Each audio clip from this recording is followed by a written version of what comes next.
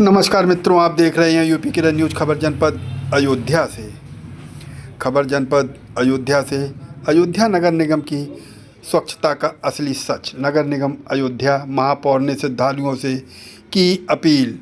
दिल्ली की भगदड़ के मामले में कहा कि रेलवे विभाग की तरफ से जांच चल रही है, दोषियों के खिलाफ होगी कार्रवाई। वहीं उन्होंने अफसोस भी जताया। यह तो एक राजनीतिक बातें हुई, वहीं नगर निगम सफाई के मामले में फेल होता नज़र आ रहा है। जैसा कि आप इन तस्वीरों में देख रहे हैं, जगह जगह गंदगी का अंबार लगा हुआ है, जिसे सफाई करने में फेल नजर। आइए सुनते हैं क्या कह रहे हैं महापौर। देखिए, नगर निगम यहाँ आने वाले श्रद्धालुओं के लिए और महानगर वासियों के सुविधा में कोई कसर नहीं छोड़ रहा है। हम लोग रात्रिकालीन शिफ्ट में सफाई करवाते हैं, क्योंकि दिन में श्रद्धालुओं का प्रवाह इस तरह से रहता है कि उस समय स्वच्छता संभव नहीं है। तो स्वच्छता की व्यवस्था को मेंटेन करना, 20,000 से ज़्यादा यात्रियों को हम लोग अपने अपने संसाधनों से निर्मित रैन बसेरों में उनके सुरक्षित आवास की व्यवस्था करते हैं। आप विश्वास नहीं करोगे, हमारी टीमें, हमारे गोल्फ कार्ट सब लोगों को ले जाकर रात्र में अगर कोई खुले में न सोने पाए, अपने रैन बसेरों में उनको ले जाके हम लोग सुलाते हैं, जहाँ पर उनके सुरक्षित सोने की व्यवस्था रहती है, जिसमें हमें उन्हें गद्दा, चद्दर, ब्लैंकेट, ये सारी चीज़ें प्रोवाइड करते हैं। वहाँ पर शौचालय की व्यवस्था, पेयजल की व्यवस्था है। रामपथ पे और यात्रियों की सुविधा के लिए जगह जगह हमारे वाटर कियोस्क और वाटर एटीएम्स लगे हुए हैं, उनके माध्यम से सुरक्षित पेयजल की व्यवस्था, मार्ग प्रकाश की व्यवस्था, ये सारी व्यवस्थाएँ हम लोग करते रहते हैं।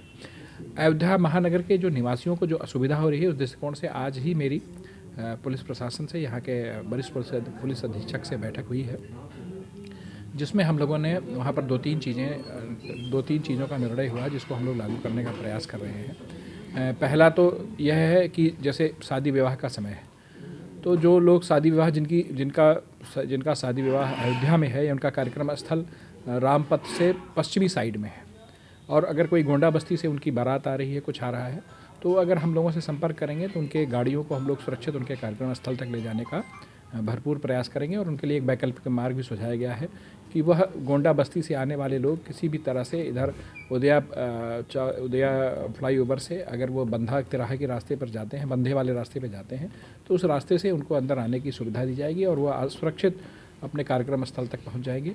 इसके लिए हम लोग नंबर भी जारी कर रहे हैं, और वो अपनी गाड़ियों का नंबर अगर हमें देंगे तो उनको वहां तक सुरक्षित पहुंचाया जाएगा।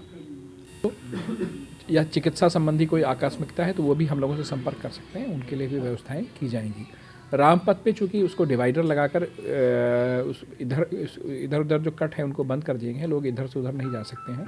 भीड़ के प्रवाह को देखते हुए, वो चाहे प्रमोद वन का कट हो, चाहे छोटी देवकाली का कट हो, चाहे हम तुलसी उद्यान के सामने का कट हो, भीड़ के प्रवाह को देखते हुए उसको ज़्यादा से ज़्यादा खोलने की भी बात पुलिस प्रशासन से हुई है। तो कुल मिला के अयोध्या के लोगों को अब अभूतपूर्व परिस्थितियां हैं कि एक साथ 22 दिनों से अयोध्या में लाखों श्रद्धालुओं का लगातार आवागमन बना हुआ है, और अभी आने वाले समय में कुछ दिनों तक आवागमन बने रहने की संभावना है।